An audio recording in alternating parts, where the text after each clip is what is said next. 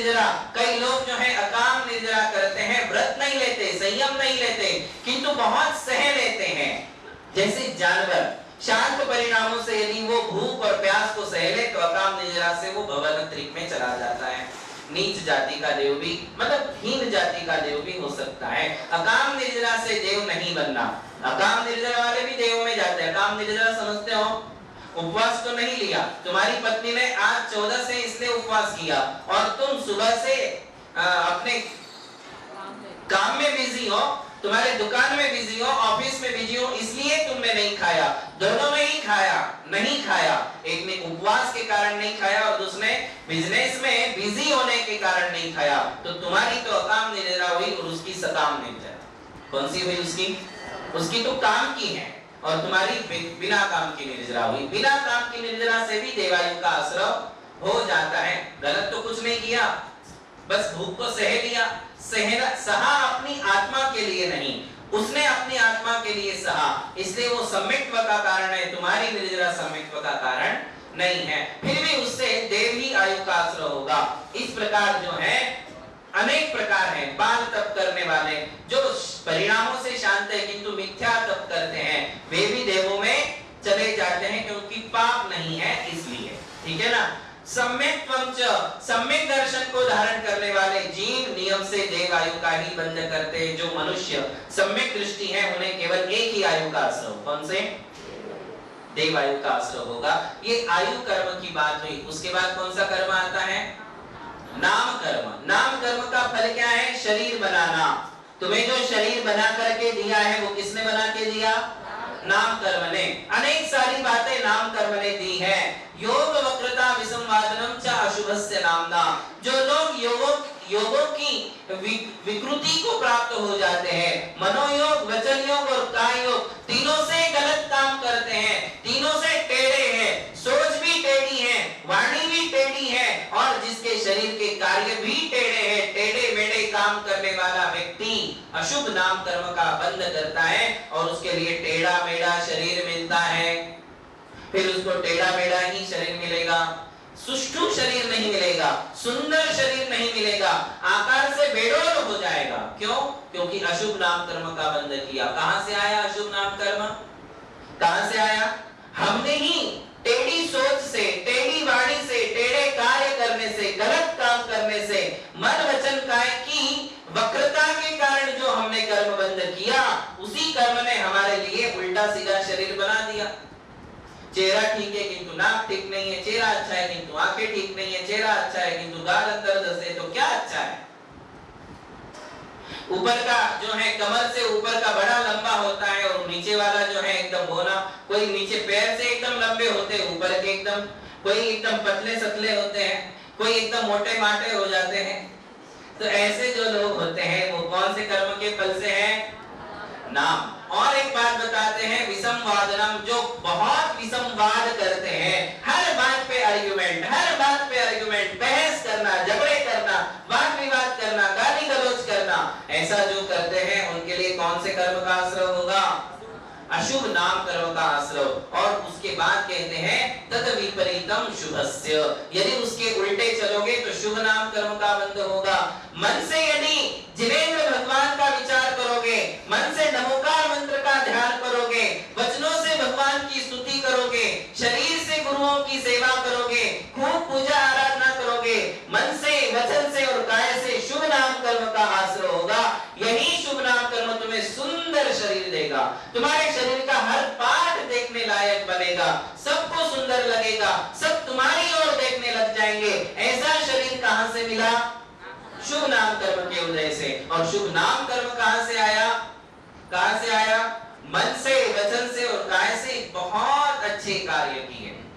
जब मरने की बेला आएगी उस समय तुम्हारे लिए संतुष्टि होना चाहिए कि मैंने जीवन में जो करना चाहिए था वो सारे अच्छे कार्य किए हैं, अभी मुझे मरने का दम। कई लोग मरते समय यही आत्म ध्यान करते हैं कि मैं अपनी जिंदगी में कुछ नहीं कर पाया, मैंने हमेशा दूसरों को सताया, गाली गलौज की, दूसरों को तकलीफ दी, मैं कोई धर्म का काम नहीं कर पाया। ऐसी फीलिंग क्यों आ रही है? क्योंकि तुमने अपनी जवानी को संभाला नहीं था, इसलिए मरते समय ये विषाद तुम्हारे लिए होता है। ऐसे लोगों के लिए अशुभ नाम कर्म का बंध होता है। और जो लोग अपनी जवानी, अपनी तरुणाई, अपना बचपन, अपना बुढ़ापा सब कुछ धर्म में लगाते हैं, अच्छे कार्यों में लगाते हैं, समाज सेवा में लगाते हैं, गरीबों की सेवा में लगाते हैं, गुरु चरणों में निकालते हैं, ऐसे लोगों के लिए शुभ नाम कर्म का बंध होता है। जो कभी भी संवाद नहीं करते, झगड़े नहीं करते, शांत रहते हैं, उन्हें शुभ नाम कर्म का आश्रय और बंध होता है। ये नाम कर्म की बात हुई। उसके आगे कौन सा है? नाम कर्म में एक और कर्म है, वो है तीर्थंकर नाम कर्म। कौन सा है? और वो किसे बनता है? तो कहते हैं दर्शन विशुद्धि, विनय संपन्नता, शील व्रतेश्वंतिचारो, अभीक्ष्ण ज्ञानोपयोग, सम्यगो, शक्तिकस त्याग, तपसी, साधु समाधि, वैयावृत्त करण, महदाचार्य, बहुश्रुत प्रवचन भक्ति, आवश्यक अपरिहाणी, मार्ग प्रभावना, प्रवचन वत्सलत्वमिति तीर्थकरत्वस्य। इन 16 भावनाओं के भाने से, षोडश कारण पूजा करने से, षोडश कारण भावना माने से हमारे लिए तीर्थंकर नाम कर्म का बंध होता है। किंतु पंचम काल में किसी को नहीं होता है। पंचम काल में तीर्थंकर नाम कर्म का बंध नहीं होगा। चाहे 16 उपवास कर लो, चाहे 16 दिन खूब षोडश कारण की पूजा कर लो, फिर भी तीर्थंकर नाम कर्म का बंध, किंतु विशेष पुण्य कर्म का बंध होगा। उपवास खाली नहीं जाएंगे, पूजाएं खाली नहीं जाएगी, तीव्र साधना कर्म का बंध होगा। क्यों? क्योंकि तुमने अपने लिए जो है व्रत, शील, उपवास और आराधना में लगाया है। किंतु तीर्थंकर नाम कर्म का बंध जब भी होगा वो दुखमा सुखमा काल में, चौथे काल में जब भी होगा वो केवली भगवान के सानिध्य में या श्रुत केवली के सानिध्य में ही होगा। उसके अलावा कभी तीर्थंकर का आश्रय बंध नहीं होता है। हम केवल भावनाएं गा सकते हैं। और इसके बाद आयु नाम गोत्र, गोत्र कर्म आता है। गोत्र कर्म 2 प्रकार का है, उच्च गोत्र और नीच गोत्र। नीच गोत्र के लिए कहते हैं परात्म निंदा प्रशंसे सदसत गुणोच्छादनोद्भावने च नीचैर गोत्रस्य। आज तुम्हें उच्च कुल मिला है, अच्छा घराना मिला है, जैन धर्म मिला है, जैन साधु संतों का सानिध्य मिला है, इसे उच्च कुल कहते हैं। जिन कुलों में जन्म लेने से हमारे लिए सदाचार के साथ साथ हमारे लिए जैन धर्म जैसे उत्कृष्ट धर्म का भी अनायास सानिध्य मिल जाता है, उसे उच्च कुल कहते हैं। जिन कुलों में जाने से हमारे लिए सच्चे धर्म, सच्चे गुरु, सच्चे शास्त्र, सच्चे मंदिरों से बहुत दूर हो जाते हैं, वे कौन से हैं? वे नीच कुल हैं, जहां कभी सदाचार की व्याख्या नहीं की जाती है, सदाचार की बातें नहीं होती, वो नीच कुल है। आप सभी कौन से गोत्र वाले हो? उच्च गोत्र वाले हो। और नीच गोत्र वाले, नीच गोत्र वाले क्यों बनते हैं? तो कहते हैं परात्म निंदा प्रशंसे, जो लोग पर निंदा और आत्म प्रशंसा करते हैं, हमेशा दूसरों की निंदा, हमेशा दूसरों की निंदा और खुद की बड़ाई। मैंने ऐसा किया, मैंने ऐसा किया, मैंने इतना किया, मैंने दूसरों के लिए किया, मैंने इतने दान दिया, मैंने इतने उपवास किए, मैंने इतनी पूजाएं की। हमेशा अपनी प्रशंसा करने वालों के लिए कौन सी गोत्र का बंध होगा? अभी तो तुम उच्च गोत्री हो, किंतु उच्च गोत्री बनके तुम कौन से कर्म का आश्रय कर रहे हैं? नीच गोत्र का। यानी अगला जन्म तुम लिख रहे हो। हर व्यक्ति, हर मनुष्य हर पल अपना अगला जन्म लिख रहा है। क्या कर रहे हो? जैसे तुम्हारी बिल्डिंग रिडेवलपमेंट में जाती है, जाती ना, तो तुम दूसरे घर में शिफ्ट हो जाते हो, किराए से चले जाते हो। कब तक वहां रहते हो? किराए के घर में कब तक रहते? जब तक ये तुम्हारी बिल्डिंग बन नहीं जाती और तुम्हारा ये फ्लैट तैयार नहीं हो जाता, तब तक तुम वहां हो। बस ऐसे ही हम क्या कर रहे हैं? हम इस किराए के टट्टू है, ये किराए का घर है शरीर, इसमें रहते हैं और अगला जो घर बन रहा है वो जब तक कंप्लीट नहीं होता तब तक यहाँ रहते हो। अगला कौन सा घर? अगले नेक्स्ट जन्म वाला। नेक्स्ट जन्म तुम यहाँ बैठे बैठे तैयार कर रहे हो। जब वो कंप्लीट हो जाएगा तो यहाँ तुम्हारे लिए छोड़ना पड़ेगा, वहां जाना पड़ेगा। बात समझ में आ रही? तो हर आदमी अपना अगला जीवन बना रहा है, लिख रहा है। तुम स्वयं अपने नेक्स्ट जन्म के रचयिता हो, तुम ही रचना कर रहे हो। फिर वो तिर्यंचायु हो सकती है, वो नरक हो सकता है, वो देव हो सकता है, वो मनुष्य हो सकता है।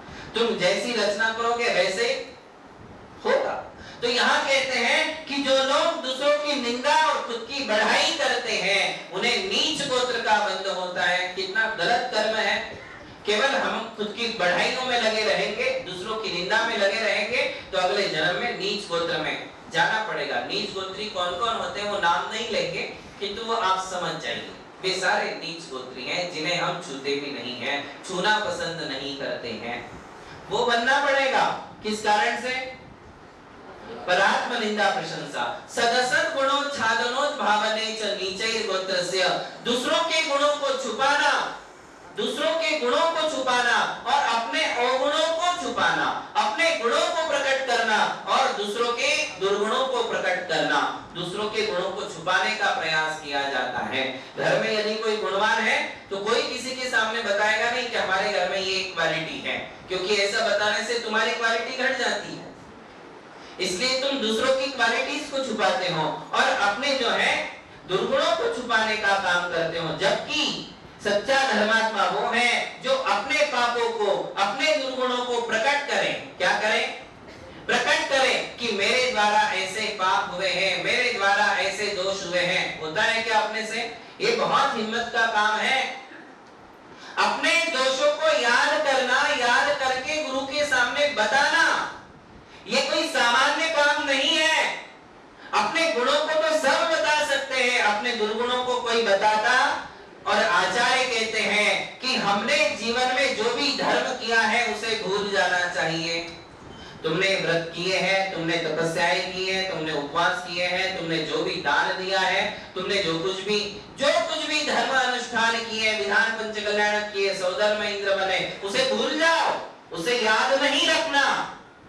क्या करना?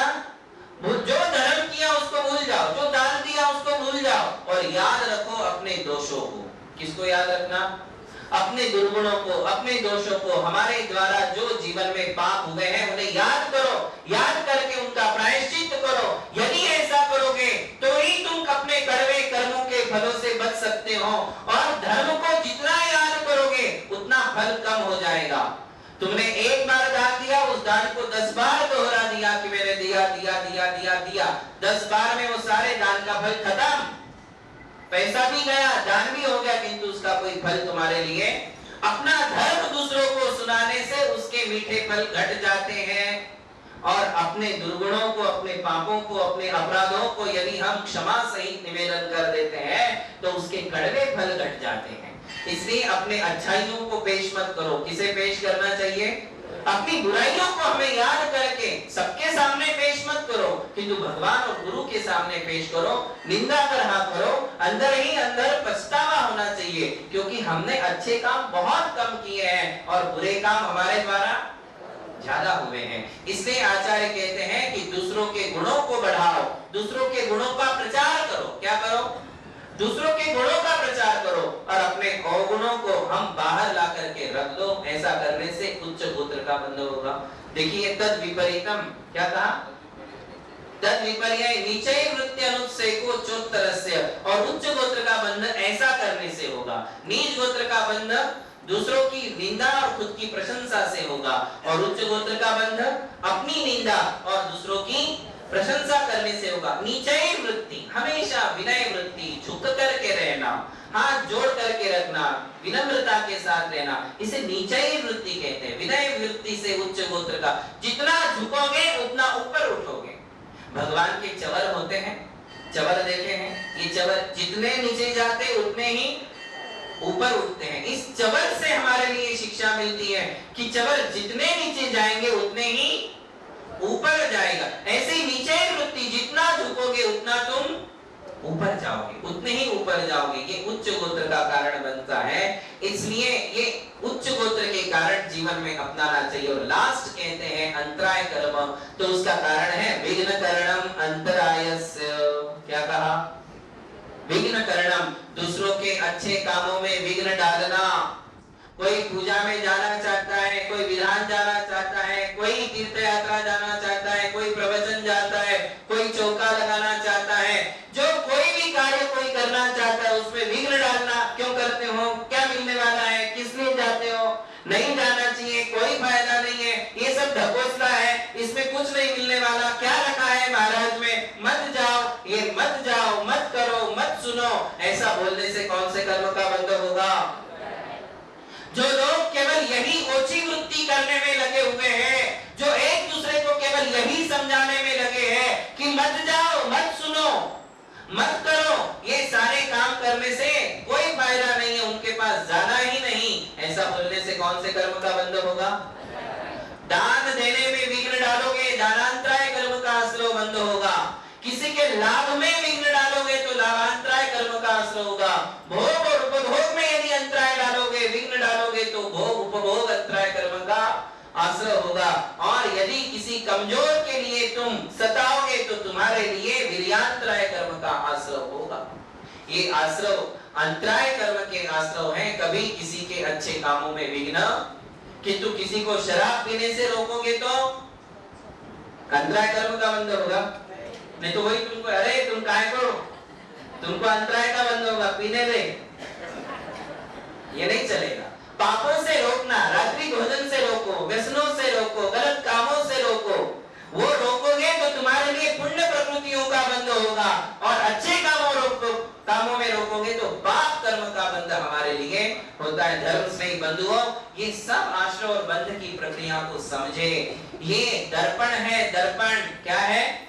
छठवां अध्याय जो है, इसमें सारे आश्रयों के कारण बताए हुए हैं, और वो तुम्हारे लिए समझाता है कि ये दर्पण है, इसमें झांक करके देखो, तुम्हें अपने जीवन के सारे आश्रय बंध समझ में आने लग जाए। कारणों से बचिए, कारणों से बचोगे कर्मों से बच जाओगे, कर्मों से बचोगे कड़वे फलों से बच जाओगे, है कि नहीं? तो किससे बचना होगा? कारणों से। कारण अपनाना नहीं, जिनसे अशुभ कर्मों का आश्रय होता है वो कारण जीवन में अपनाना नहीं। ये यदि संभव हो सकेगा तो केवल ऐसे स्वाध्याय या गुरुओं की वाणी और उनके सत्संग से हमारे लिए समझ में आएगा। आप आश्रय से बचने का प्रयास करें। महावीर भगवान की